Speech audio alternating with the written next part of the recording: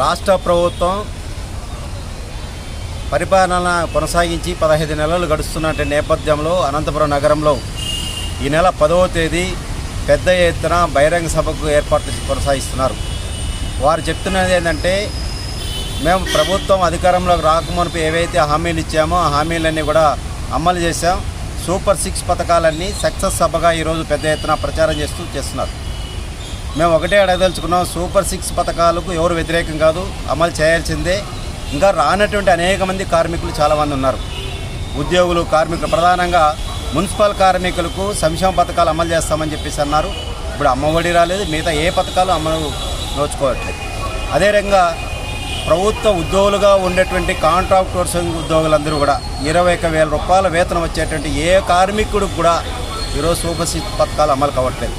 మరి సూపర్ 6 సభ ఎట్లా సక్సెస్ అవుతుందని చెప్పేసి నేను అడగదలుచుకున్నాం. అంటే వీళ్ళు ఆంధ్ర రాష్ట్రంలో వీళ్ళు భాగంలో కాదా, వీళ్ళు ప్రజలు కాదా అని చెప్పేసి ప్రభుత్వానికి మేము కోరుతున్నాం. అదే రకంగా ఈరోజు పథకాల ద్వారానే మొత్తం ప్రజల అభివృద్ధి ఈరోజు జరుగుతుంది అనుకుంటే అందరూ పథకాలు అమలు చేశారు. గత ప్రభుత్వం కూడా నవరత్నాలు అమలు చేశారు అని చెప్పేసి ఆ ప్రభుత్వం పెద్ద ఎత్తున గొప్పలు చెప్పుకుంది. కానీ ఎందుకని ప్రజలు పెద్ద ఎత్తున తీర్పిచ్చారు. ఎంతో అనుభవం ఉన్నటువంటి ప్రభుత్వం, పరిపాలన దక్షత కలిగినటువంటి ముఖ్యమంత్రి గారు అని చెప్పారు. నేను ఒకటే కాదు, ఇంకా ఇది 2 పార్టీలు కలుపుకొని ఈ రాష్ట్రంలో సుపరిపాలన అందిస్తామని అన్నారు. మరి సుపరిపాలన అందించేటప్పుడు ఈరోజు ఎందుకని అందరికీ అందనే ద్రాక్ష పనులుగా కొనసాగుతుంది. కనీస వేతనాలు అమలు కావట్లేదు. ఈ రాష్ట్రంలో కనీస వేతనాల బోర్డు 18 సంవత్సరాలైంది, ఆ బోర్డు ఏర్పాటు చేయట్లేదు. ఉమ్మడి రాష్ట్రంలో ముఖ్యమంత్రిగా ఉన్నటువంటి చంద్రబాబు నాయుడు గారు అప్పుడు ఉన్నటువంటి కనీస వేతనాల బోర్డు నేటికి కూడా కొనసాగించలేదు, పునరుద్ధరించట్లేదు. అనేక డిపార్ట్మెంటు కనీస వేతనాలు, లేబర్ చట్టం ప్రకారం కనీస వేతనాలు అమలు కావట్లేదు. మరి ఇది కనపడట్లేదా?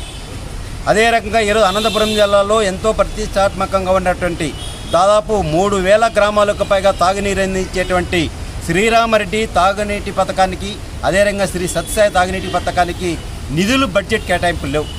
కార్మికులకు నెలల వేతనాలు ఇచ్చేటువంటి పరిస్థితి లేదు. మేము అధికారంలోకి వస్తే 7వ తేదీ లోపల వేతనాలు ప్రతి నెల ఇస్తామని చెప్పేసి అన్నారు. నెలలైనా ఈరోజు వేతనాలు అందని పరిస్థితి ఏర్పడుతుంది. సమ్మె చేస్తే తప్ప జరగని పరిస్థితి ఏర్పడుతుంది. ఆ సమ్మె చేయడం వల్ల ప్రజలకు ఇబ్బంది కలుగుతుందని కూడా ప్రభుత్వం పాలకవర్గాలకు మాట్లాడే పరిస్థితి లేదు. ఈరోజు కేవలం సంక్షేమ పథకాల ద్వారానే ఈరోజు అభివృద్ధి అవుతుందనంటే ప్రజలందరూ కూడా హర్షించే పరిస్థితి లేదు. ఏదో పథకాలు పెట్టాల్సిందే, తాత్కాలికంగా ఉపశమనం కలుగుతుంది. కానీ శాశ్వతమైన పరిష్కార మార్గం ఏంటండి? అనంతపురం జిల్లాలో నిరుద్యోగం రోజులో పెరిగిపోతుంది. నిరుద్యోగ భృతి ఇస్తామని చెప్పేస్తున్నారు. 3,000 రూపాయలు ఇవ్వట్లేదు ఇప్పటిదాకా. మహిళలకందరికీ నీకు 1,500 నీకు 1,500 అన్నారు. 1,500 రూపాయలు కట్టించట్లేదు, ఎక్కడ పెట్టలేదు. ఉచిత బస్సు ఈరోజు ప్రారంభించారు. ఎవడు దాన్ని వ్యతిరేకించట్లేదు. మహిళలకందరికీ స్త్రీశక్తి పేరుతో ప్రారంభించారు. కానీ దానివల్ల ప్రత్యేకంగా నష్టపోతున్నటువంటి ఆటో కార్మికుల పరిస్థితి ఏంటి? ఈ రాష్ట్రంలో ఉన్నటువంటి వేల మంది ఆటో కార్మికులు, స్వయం ఉపాధి మీద బతికేటువంటి కార్మికులు, ప్రభుత్వం మీద ఆధారపడుకున్నటువంటి బతికేటువంటి కార్మికులు, ప్రైవేట్ ఫైనాన్స్లో బ్యాంకుల ద్వారా లోన్లు తీసుకొని ఆ రకంగా తమ కుటుంబాన్ని పోషించుకున్నటువంటి ఆటో కార్మికుల పరిస్థితి ఏంటండి? వాళ్ళకు 15,000 రూపాయలు ఇస్తానని చెప్పేసి అన్నావు, మరి ఇచ్చేయట్లేదు. పెట్రోల్, డీజిల్, గ్యాస్ ధరలు నియంత్రిస్తామన్నాము, ఇంతవరకు నియంత్రించే పరిస్థితి లేదు. ధరల స్థిరీకరణ ఏర్పాటు చేస్తామన్నారు, ధరల స్థిరీకరణ అనేటువంటి ఏర్పాటు చేసే పరిస్థితి లేదు. లేదా ఏదో గత ప్రభుత్వ హయాంలో డ్రగ్స్ మాఫియా పెద్ద ఎత్తున ఉందని చెప్పేసి మీరు పెద్ద ఎత్తున ఎన్నికల సందర్భంగా ప్రచారం చేశారు. మేము 100 రోజుల్లో డ్రగ్ను మాఫియా చేస్తామని చెప్పి, కంట్రోల్ చేస్తామని చెప్పేసి అన్నారు.